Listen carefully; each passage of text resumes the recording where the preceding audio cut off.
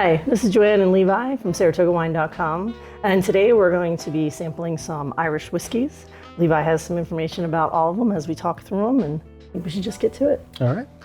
So the first one up here is a brand everyone's familiar with. It is the Bushmills brand. It's their Prohibition style. It was a limited run they did with a great TV show, Peaky Blinders, and they try to replicate what people would have been drinking during the Prohibition era. And so in this, they did a little bourbon barrel finish, and they kind of upped the proof on it compared to the traditional Bushmills.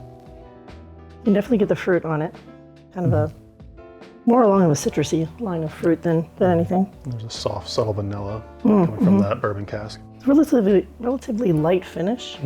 But honestly, I think if you're not really an Irish whiskey drinker, this is a great option to kind of get you into that if you want to try some Irish whiskeys. It's bridges that line of from the American whiskey kind of style to Irish, kind of still falling with that grain, but still has that kind of soft vanilla, sweet wood profile too that you get from a lot of the American whiskeys. And a little higher proof there makes it gives it a little bit more body, a little more texture too. But I think the vanilla on the back end really kind of balances that proof, so you're not getting too terribly much of a burn. It's just a real nice finish. Yeah.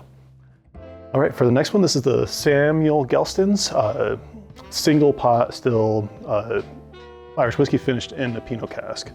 So anyone's familiar with the Whitley Neal brand, this is the same distiller, but he partnered with Sam Neill, if you're familiar with any of the Jurassic Park fandom, famous actor from there, and he also owns a winery in New Zealand called Two Paddocks, and so he actually gets barrels from Two Paddocks and finishes his Irish whiskey there, so his cousins working together making two great products. This one immediately has that single pot style there, a little bit more of that kind of sour, almost like a sour mash kind of style.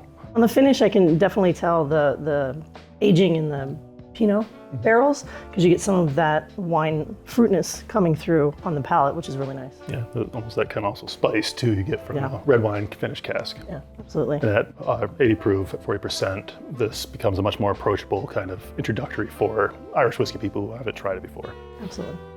Right, and this third one, this is what I would call kind of the big dog of the series. This is a single malt, 10-year finish in PX from Dunville.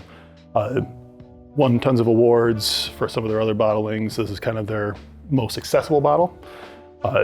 Definitely closer styling to some, you'll find a little more similarities between a Scotch, and so some more smoky notes from some peated kind of characteristics, but definitely a full body style experience. Well, you can kind of see some of the aging too, the color. Definitely the color it's a darker color. Is much more prominent. Exactly. But still lots of red fruit on that from that PX there. Almost like a red cherry. Yeah, I would go with cherry, like a nice cherry. You're starting to get a little of the smokiness just even on the nose. Definitely get that salinity and that smokiness kind of subtly mixing in, but still that PX. I think it's a really nice balance. I'm not a super huge fan of a lot of peat, and this you can definitely get the smokiness from the peat, but it's a very nice finish. So again, I think it's a really great option for anybody that's just trying to kind of get into Irish whiskey. It's a really lovely finish. It feels like a little bit significant step up there, a lot more pronounced flavors between the three of them, but still all three great Finnish style Irish whiskeys and totally great options. And you can find these and other great products at SaratogaWine.com. Thanks, guys.